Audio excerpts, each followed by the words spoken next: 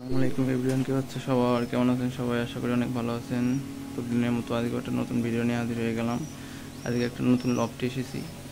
এখানে রেসার কবুতরের কালেকশনগুলো দেখেন। এই দেখেন একজোড়া কবুতর, এই দেখেন একজোড়া কবুতর। এখানে গরম বাজের বাচ্চা আছে, এই যে রেসারের বাচ্চা।